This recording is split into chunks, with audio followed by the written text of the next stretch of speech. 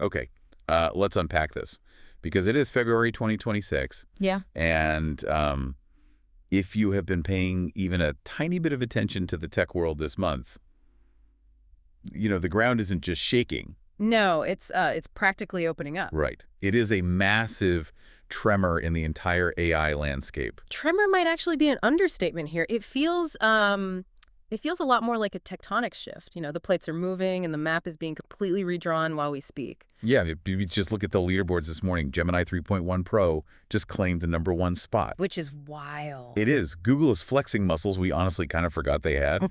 And then you have Grok. Elon's AI. Right? Elon's AI threatening to take the #2 spot later this year. It is just a completely different playing field than we saw even, 6 months ago? Barely 6 months, yeah. The hierarchy we all got so comfortable with, it's gone. And that brings us to the document we are doing a deep dive into today. Yes, the report titled The Duopoly Shift. Right. AI market share projections 2026 to 2028. And here is where it gets really interesting for anyone listening. Because this isn't just some Wall Street analyst with an Excel spreadsheet guessing what happens next based on stock prices. No, definitely not. This document is a synthesis of projections from the AIs themselves. Right. We're talking Gemini, Grok, GPT, and Claude all running the numbers on the whole industry. Exactly. The premise of this deep dive is basically a what-if scenario, but a very, very plausible one based on current data. Yeah. It asks if Google and xAI, that's Elon Musk's company, if they solidify a duopoly over the next 2 years, what happens to everyone else? What happens to the current giants? Right, like OpenAI and Anthropic. And the answer, according to these models, is, well, bleak.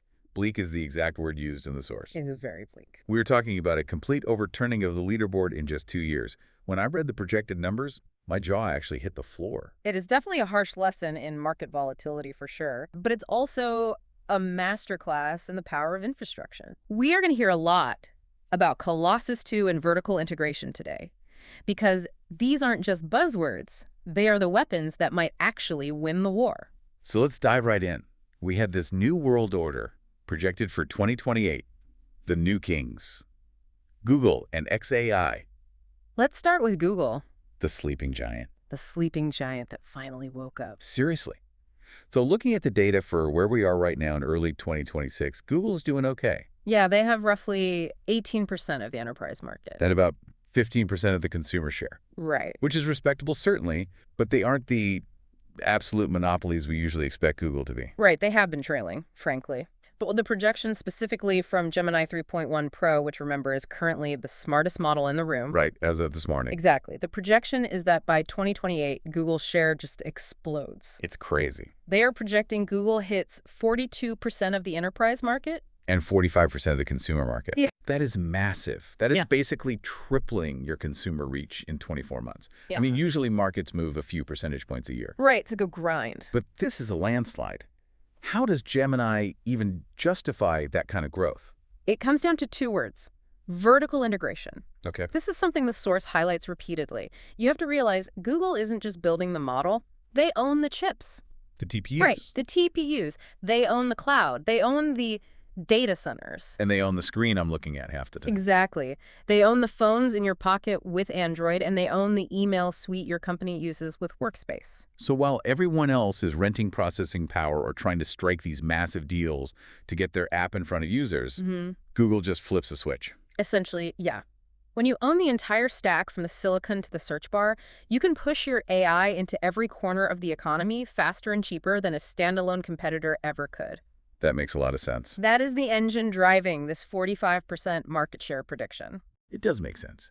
If I'm a business and Gemini is just there inside my Google Docs, why am I going to go pay $20 a month for a different chatbot? Convenience is an incredibly powerful force, but it's not just convenience, it's cost. Right. The source points out that because Google owns its own chip supply, their cost to serve these models is significantly lower. They can afford a brutal price war that startups just can't survive. Okay, so Google becomes the establishment king, the empire, basically. Mm. But then we have the insurgent, the rocket ship. xAI. Yes, xAI. This is the part of the data that really surprised me. Me too. Okay, listen to this. Right now in 2026, XAI has a tiny footprint. Depending on which model you ask, it's small. Very small. Sonnet 4.6 pegs them at like 1% enterprise and 0.3% consumer. Basically a rounding error compared to OpenAI. Exactly. And yet the projection for 2028 is that XAI captures between 20% and 30% of the entire market. It's staggering. From under 1% to a quarter of the market in 2 years. That is absurd growth. That is faster than TikTok. Faster than the iPhone. Yeah. How are they projecting that happens? Brute force and recursion.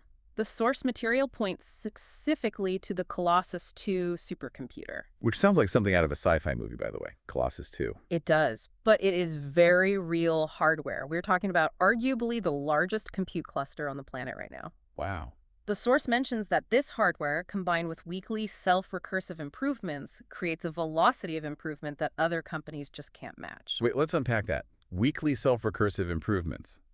What does that actually mean for the product you and I use? It means the AI is helping to build the next version of the AI. Okay. And instead of doing that on a 6-month cycle like we are used to with GPT-3 to GPT-4 AI, is aiming to do it on a weekly cycle. Oh, wow. So it's like compound interest on intelligence. Precisely.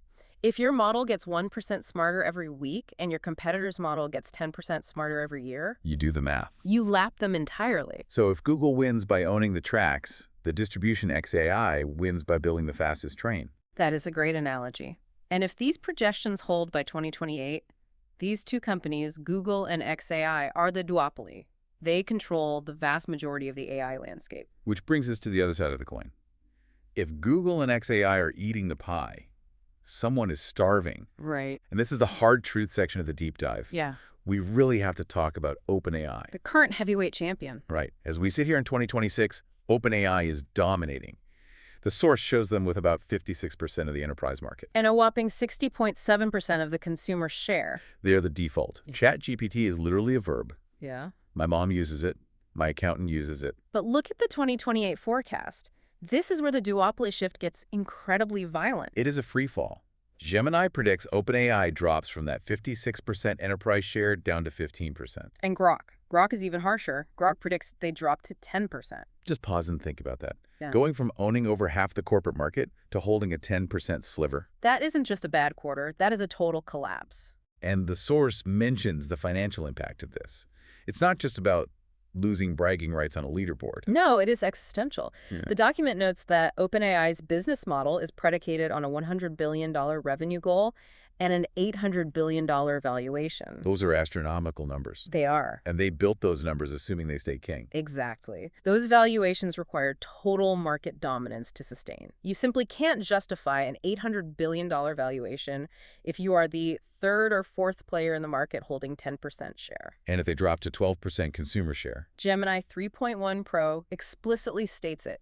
Catastrophic collapse. Catastrophic collapse. The math just breaks. If you have the overhead of a monopoly but the revenue of a niche player, you run out of cash fast. You know what I found most chilling about this section? What's up? It wasn't just Gemini or Grok saying this. Oh, the cell phone? Yes, the cell phone.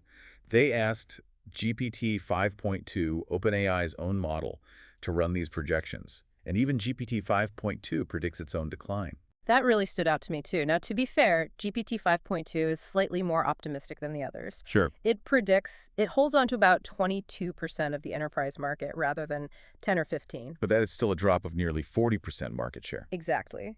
Even the model itself, programmed with its own implicit biases, sees the writing on the wall in this specific scenario. Wow. It recognizes that if Google and XAI hit their stride with that vertical integration and that supercomputer compute OpenAI loses its monopoly status. It's like the captain of the Titanic admitting, well, we might not sink completely, but we Yeah. are definitely getting wet. It's a rare moment of clarity from the model. It understands that without owning the hardware, the chips, and the data centers, it is deeply vulnerable to the people who do. And that raises the question about the other major player in the room. Anthropic. Right, the safety-first company. Yeah, Claude. I use Claude all the time, actually. Me too. For coding, it has been my absolute go-to. They're doing quite well right now, right? They are. In 2026, they hold a strong niche. The source puts them at about 18% enterprise share. which is solid. Yeah, they are the smart, safe alternative for businesses. They have positioned themselves as the adult in the room. But in the duopoly shift scenario, they get squeezed. Squeezed is the exact word used. By 2028, that 18% is cut in half, dropping to around 7 or 8%. Ouch. And why is that? Is it the same reason as OpenAI? It is the Google factor again. The expert commentary in the source mentions that Anthropic's enterprise niche gets squeezed by Google's vertical integration. Right? Think about it.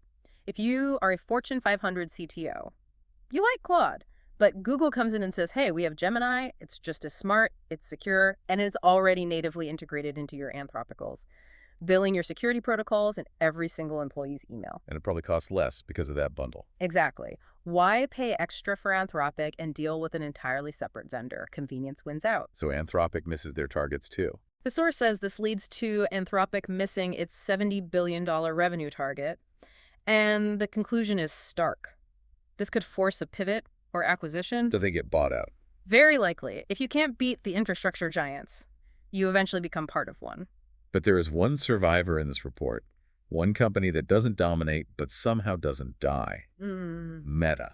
Mark Zuckerberg's long game. This is fascinating to watch unfold. Yeah, looking at the numbers, Meta isn't trying to be number one. They aren't trying to sell me a premium subscription. No, they really aren't. In 2026, they are sitting at roughly 5% enterprise and 10% consumer. But look at 2028. That grow. Yes, they go up to 10% enterprise and somewhere between 13 and 18% consumer. While OpenAI crashes and Anthropic shrinks, Meta actually gains ground. How, though? What is their secret sauce here? I think it's resilience through ubiquity. They aren't trying to sell you a $20 a month subscription necessarily. They are integrating AI seamlessly into Facebook, Instagram, WhatsApp, the smart glasses. So they aren't selling the AI product. They're using AI to make their other products stickier. Exactly. They survive by not trying to be the only option, but by being the option that is just there. Yeah. You're chatting on WhatsApp, and the AI is there helping you plan dinner. You are on Instagram, and the AI is helping you edit a photo. So while the titans, Google XAI, OpenAI, are nuking each other in a war for pure dominance, Meta is just quietly hanging out in the background picking up the pieces. Exactly. It is a brilliant survival strategy. The report suggests that because their revenue doesn't heavily depend on selling the model itself, they can weather the brutal price wars that kill the others. Smart. I want to take a minute to look at the consensus here. Because we have 4 different brains, Gemini, Grok, GPT, and Sonnet, which is Claude, all giving us these numbers. Are they all singing the exact same tune? It is a harmonious chorus, but with some very interesting distinctive notes. What stands out to you in the differences? Well, look at Grok 4. Grok is by far the most aggressive against OpenAI. It predicts OpenAI's enterprise share drops all the way down to 10%. Which feels a little bit like trash talk from the competition, doesn't it? Like, my dad can beat up your dad. Maybe a little bit. But it also deeply reflects XAI's confidence in that Colossus 2 infrastructure we mentioned.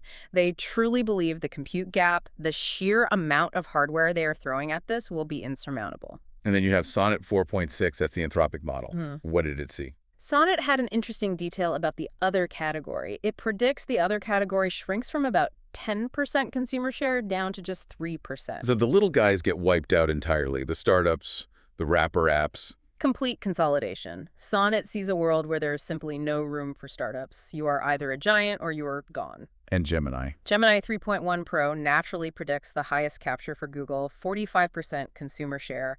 It is very confident in that ecosystem advantage. It knows exactly how many people use Android, and it counts that as a massive moat. But despite these little biases, Grok hating on OpenAI, Gemini pumping up Google, the shared conclusion is the same. Yes. That is the ultimate key takeaway here.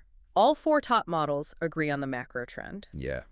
The market moves from an OpenAI monopoly to a Google and XAI duopoly.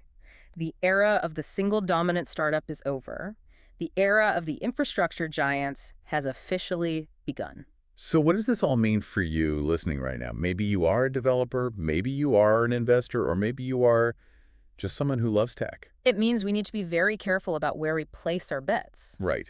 We tend to think that the technology we use today is the technology we will use forever. Remember when we thought MySpace was the internet? Exactly. If you are a business building your entire workflow around OpenAI's API right now, or if you are a learner spending hundreds of hours mastering specific prompting for one single model, You might be optimizing for a sinking ship. you might be. It's a harsh reminder to stay agile. It is. In a rapidly shifting landscape, loyalty to a single tool is a liability. You have to follow the infrastructure. You have to look at who owns the chips and who owns the distribution. That is the safest bet. And speaking of infrastructure, I want to leave everyone with a thought that has been nagging at me since I first read this report. What's that?